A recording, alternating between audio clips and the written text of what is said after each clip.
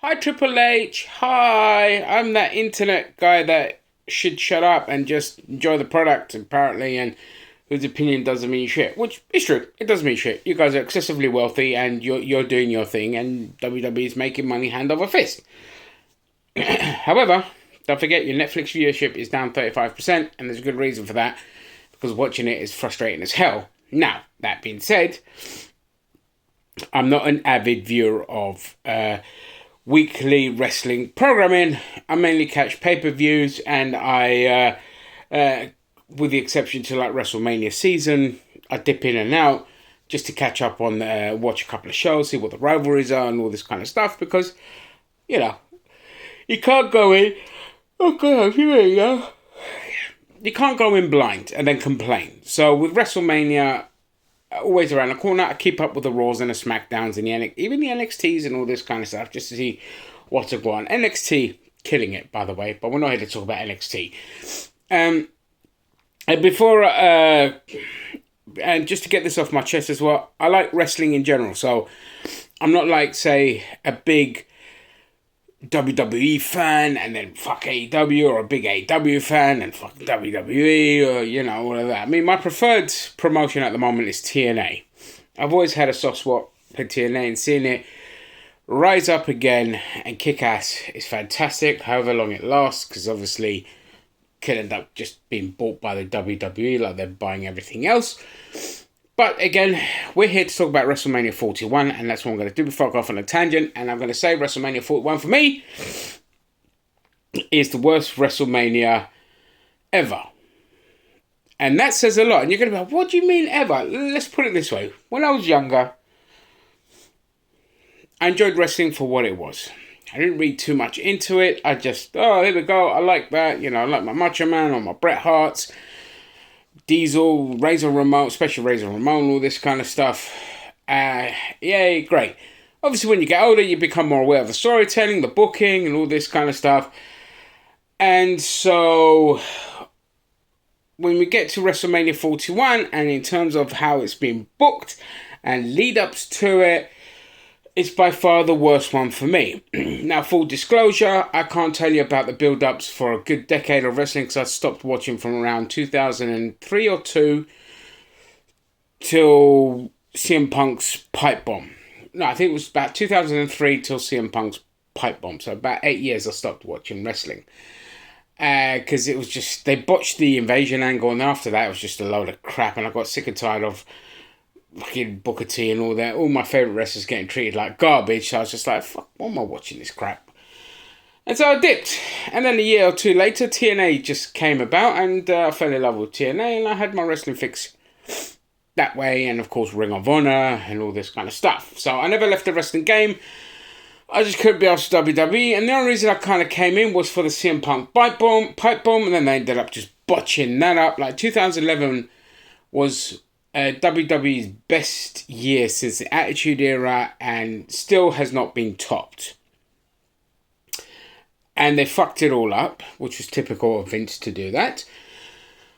And so, in those years, I didn't watch all the Raws and all that. I've caught up on all the WrestleManias. Don't worry about all that, all the WrestleMania, all the pay-per-views and all that since. But in terms of the build-up, I can't say much in that regard. But I can definitely say that none of them were probably as bad as this WrestleMania, because everything about it was terrible. A lot of matches were just irrelevant. The rivalries were just irrelevant. People getting left out of the cards, like bloody Chelsea Green. Come on, man. Chelsea Green is like one of the best things you have in WWE.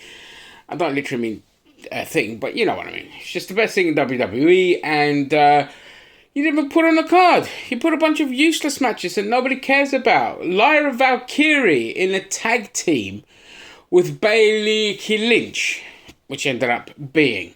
So you bring Becky Lynch back in just a stupid tag team match. And then what happens? They win the tag teams, and then they lose them the next day. What is your level of thinking? To do what? To then turn Becky heel? In the space of 24 hours, you just threw a bunch of shit at the wall and said, we'll do that for Becky Lynch. Make it make sense. Who's booking this crap? So, we got that out of the way. Of course, it gives Liv Morgan and Raquel Rodriguez another record of 4 times champion. So, yay. I love Raquel. I love Liv Morgan. Liv Morgan is, fantastic in every sense of the word. But Raquel Rodriguez is next level. Raquel Rodriguez should be up there with your Rhea Ripley's, your Bianca Belair's and all of that. She is main event material. Not that Liv Morgan isn't, but Raquel Rodriguez is, in terms of her caliber of wrestling, is up there. We saw her match with Rhea Ripley and how bloody good it was. And so she's been wasted in the tag team, but Liv and her make a great tag team, so it's not a bad combination. I'm just saying Raquel should be up there. However, the one thing I will say is that the Judgment Day still being together I like. Because I can't stand it when factions, they get together and then within a year or two they're just broken up and then they move on. They're still together after all this time. Obviously there's tensions there. Finn Balor's obviously going to be one of the ones to go next and all this kind of stuff. And for God's sake, put Carlito in a belt match with for the US title, or even against Dominic, whatever, but mainly for the US title. Can he do that? I can't remember now. The brands are all mixed up. But Carlito is funny. He's wasted.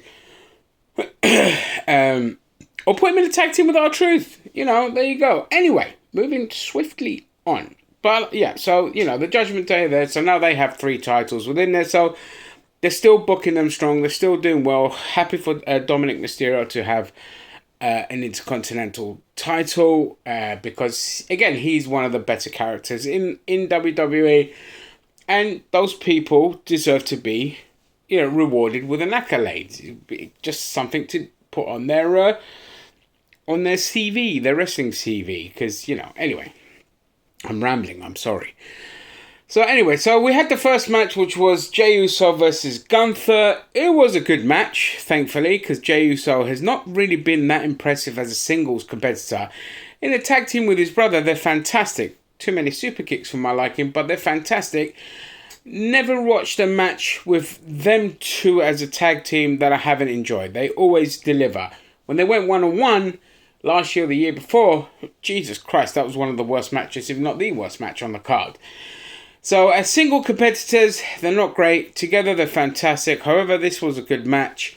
But again, the rivalry was just all over the place. The build to it was all over the place. 1 minute, when you're choking, your brother's getting choked out and it's all blooded and it's great. That was brilliant. That should have been a driving force.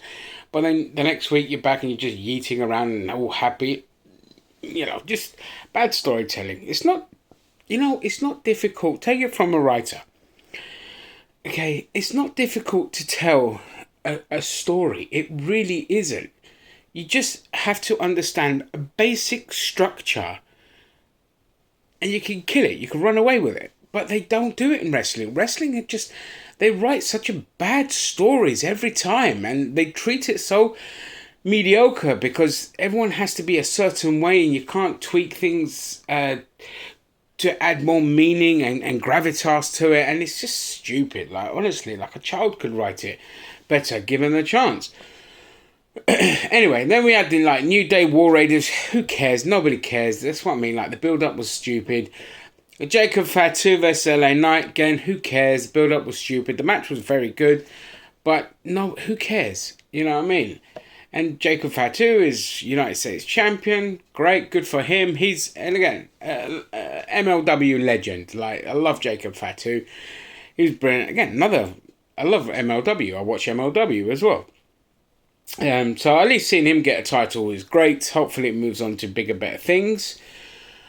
But that being said, nobody cared about that. El Grande Americano, obviously that was meant to be with Rey Mysterio. But again, stop treating Chad Gable like a joke. He's one of your best technical wrestlers. He should be in the World Championship. This heightest bollocks that he shouldn't be there when Rey Mysterio, his original opponent, has been a multi-time world champion. And yet this guy, again, you had the perfect opportunity a year ago during the whole, I think it was his rivalry with Sami Zayn and all that. The perfect opportunity to put him in the title picture and do something with him, and you've botched it. And now he's sitting there as a bad Mexican stereotype, just being a comedy act. And it's just, it's not that he's failing at it, it's just that that's not what I want for Chad Gable. It was like when R-Truth went through that manic phase and he was a legitimate contender against John Cena, and then they just botched that angle. So a lot of the times they just do these stupid things. They don't push people to the next level. It was a miracle when we've had like Daniel Bryan and Kofi Kingston as champions. But they should have done the same with with Chad Gable. It's frustrating. And then we had the triple threat main event by three of the best things in wrestling. Gotta admit, I don't like Seth Rollins at all, but even he's been killing it this year. The guy has been phenomenal. I always have mad respect for him, but I don't like him, if that makes sense. Roman Reigns, but this whole thing, again, it was a pointless thing. It should not have been a main event. Sorry, CM Punk. Next year you could have had a main event, but this shouldn't have been a main event. The build-up for it was terrible, and you're fighting over some fat con artist walrus affection. It's just like, really? That's your fucking main event? So, despite the match being good, no. Fuck off. I'm sorry. Should never have been a main event. If anything, you could have put a main event there. Women's title match could have been there. But anyway, I digress. Because if we move into Sunday, we had the Triple Threat Women's Championship match. Excellent. Don't know what the kind of feud or beef was about. Sometimes you don't need to. Sometimes you just need to get a couple of good wrestlers in there, and this is one of those exceptions. But that should have been, if it had the right build, it could have been a fantastic main event for night one. But it kicked off the show. It was a great kickoff. Night two, the matches were way better overall. But here we move on to something that pissed me off. So Drew McIntyre, by far the best thing in wrestling, next to Mariah May. Okay. And here he is in just some weird Sin City Street fight with Damian Priest. Damian Priest, again, I love these two. They had a reason to be rivals, but that rivalry just kind of popped up here when it should have happened the entire length of when Damian Priest cashed in on Drew. Like, it should have been continuous, but it's been all over the bloody place from what I remember. And so then it, finally coming to a head in here, it just felt just pointless, and it's a shame. And Drew McIntyre needs a WrestleMania moment in front of the crowd, winning the belt and holding on to the belt. Not to say that what's happened to him twice isn't good, because I think that's more memorable, that him getting screwed over the championship twice. I think it's brilliant. But you have to pull the trigger on Drew McIntyre and make him a champion. He's just so entertaining, and his social media, and I love that he has that creative freedom to just do whatever the fuck he wants. I think it's brilliant. And Damian Priest is money as well, so he should be up on there. Of course, you can't always have people around the world title fight and all this, but when you end up bloody John Cena and Cody Rhodes, Jesus Christ, I'm sorry, I'd rather have them two slugging it out for the title. Then we had the Fatal 4-Way Intercontinental Championship match. Love that Dominic Mysterio won. It was fine. It was good. It was a good 4-way. Nothing special. Randy Orton versus Joe Hendry. Now, this was good. See, the match should have been longer, though. Let's be honest. It should have been, 8 minutes, 6 minutes, something like that. Not 3 minutes. Because it kind of makes... Joe Hendry look bad. But at the same time, he's in TNA... and he comes out, gets a huge pop from the crowd, the biggest pop of the night, and it was a cool moment. Like, again, things like that. For Randy Orton, I would have done Nick Aldis coming out, given that he attacked Nick Aldis a couple of times. It would have made more sense story wise. But the fact that it was Joe Hendry was just a fun little moment, and I've never been a fan of Randy Orton. I find him boring. However, with age, he's just finally kind of like blossomed out, shown a personality, and he's a lot more fun to kind of see what he's going to do now than before. So Randy Orton's kind of on this weird redemption path. I say that for me. Everyone else really likes him, so you can ignore my stupid opinion here. Logan Paul, AJ Styles, not giving that con artist any time of day. Moving on, pointless match. The women's tag team match, well, we talked about that, completely pointless. And then we had the main event. So, I'm going to say this. I'm going to say that given the merch that was shown at the stores, The Rock was meant to show up. And something happened, or he did a diva little moment and said, I can't be asked. And so he didn't show up. So we ended up with Travis Scott doing the run-in. Firstly, Travis Scott is a fucking moron, and everything he touches turns to shit. He's like the reverse Midas. He is my ass. That's what he is. And I can't believe they let this thick moron come out. I wish Stone Cold Steve Austin run him over with his ATV. Because this guy comes out and you get 50,000 kickouts from attitude adjustments. Which I hate that in wrestling when you get all these kickouts. Like, it's ridiculous. And then a kick to the balls, smack over the head with a belt. And that was enough to send Cody down. In possibly up there, one of the worst main events. Not the worst main event, but up there. Well, it is one of the worst main events. Fuck you. You can combine a load of main events together to make them equally as shit. And this one was equally as shit. And now John Cena is a 17-time world champion. I've never liked John Cena. He's just a Vince puppet. And I've just never been a fan of his at all. He has held wrestling back for a decade. I don't blame him for that. I blame Vince McMahon for that. Because he's only ever pushes one guy, and every time it's one guy, it's the worst one guy. When it wasn't John Cena, it was Roman Reigns, and until Roman Reigns turned heel, he was awful. And so now we're back with John Cena as a champion, and then we're moving to Raw the next day, and so we've got John Cena versus Randy Orton. Brilliant. A roster of such incredible young talent. And your next pay-per-view is going to be a bunch of 50-year-olds fighting it out. Fabulous. Brilliant. Now, I'm starting to wonder if that would have been The Rock. That would have been the challenger. But probably not. But The Rock... What was the point in The Rock? In the build-up to WrestleMania? About taking some boy's hole and all this kind of stuff. What was the point? I don't understand. There was no point to him. He derailed it. Giving him shares in the company was fucking stupid because The Rock is a shit. Okay, that's the best way to describe him. He is a shit. He is trouble. Or the film sets, you always hear he's trouble.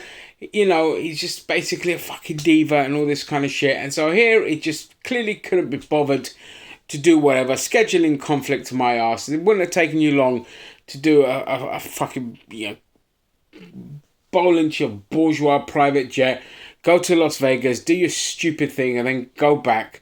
And that's it. But he's nowhere to be found. And then he makes some excuses on the Pat McAfee show about, we did the soul thing and we just want to leave it to them too and all this. So what was the point of the build-up? What was the point of having you there? The whole premise was that you were going to be there. That's what everyone expected. That's why the crowd probably disappointed when they see Travis fuckwit come out and not you. So The Rock derailed was one of the main reasons a lot of shit was derailed in WrestleMania. So going forward, don't do this shit again. Don't do this shit again. You've got to, as soon as the Royal Rumble's over, you've got to do some builds. And I'd like to see rivalries last longer than a few months. The one thing that really pisses me off with the IWC is they always want things over within a few weeks. That's it. Like, okay, they fought at this pay-per-view. That's it, move on. Can I remind you, arseholes, before we had 20 pay-per-views a year, okay, rivalries used to last. They were year-long, 18 months, 2 years, 6 months. They were long rivalries. The greatest rivalry of all time, which was a bad payoff in the end, but Stone Cold Vince McMahon, how many years did that last? Were you telling me you wanted that over? I know he was fighting other wrestlers and all that, but that never went away. And wrestling doesn't fucking have that. Wrestling should have that. And there are people there like Seth and Drew legitimately hate CM Punk. Well, that would be my trifecta of big rivalries. I always say in each title there should be 6 contenders, so you can keep it rotating, keep it fresh. That's what worked in Attitude Era as well. It's what always works. Don't just have 1 or 2 wrestlers have a fight, then move on and all that. No, it's 6 wrestlers. That's gonna be your 6 people, plus maybe a newcomer that maybe rise among the ranks or that. But for a year or 2, that's your rivalry. It should always, be like that and have a constant rotation.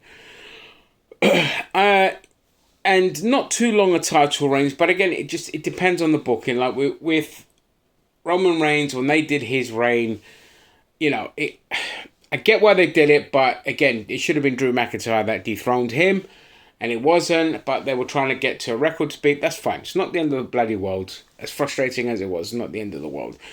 But if Sami Zayn was the one to have beaten him, oh my God, the house would have torn down. You know what I mean? But anyway, yeah, you've got to fix it, because WWE as a product, it just feels hollow.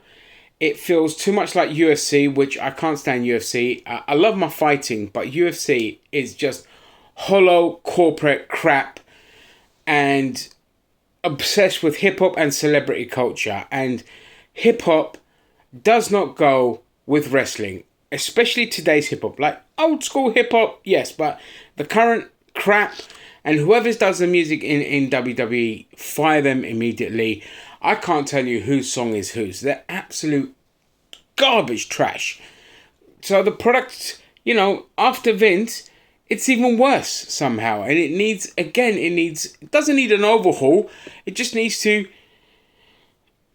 have a better structure with its storytelling. NXT does a better job with it. Shawn Michaels is killing it there. And I gotta say, AEW has been getting a lot better in the last couple of months, since I think Tony Khan's kind of reined it in and given less creative freedom to the wrestlers, which makes sense because most wrestlers need, I'm not going to insult them, okay? They need that guidance. They need to kind of be steered in the right direction. Otherwise you end up with like whatever the hell Jon Moxley and that god awful crap is. Like, he's the worst thing in wrestling at the moment. Jon Moxley and that bloody I can't even, Death Riders. They're the Death Riders. Like, they're the worst thing in wrestling. And the sooner that ends, the sooner he leaves wrestling, because I can't stand Jon Moxley. I get why he's still there. He's a workhorse and all that, and he's a good company man. But him and Jericho need to bloody go from AEW, because everything else, you put on AEW and you just enjoy the pay-per-views. The matches are really good. They're always sound, technical masterclasses and all that. They're getting there. They're getting there. They've still got a long way to go, but they're getting there. If I was them, I'd just look at, okay, what worked? Mariah May, Toni Storm was possibly the greatest story in wrestling, period. We need more of that. And that's what we need to do. Anyway, that is all. I've rambled on long enough. With that being said, yeah, sort your shit out. Drop your prices, WWE. Jesus Christ. $1,500 to $2,000 to $5,000 just to sit at the front. Ridiculous. Bye.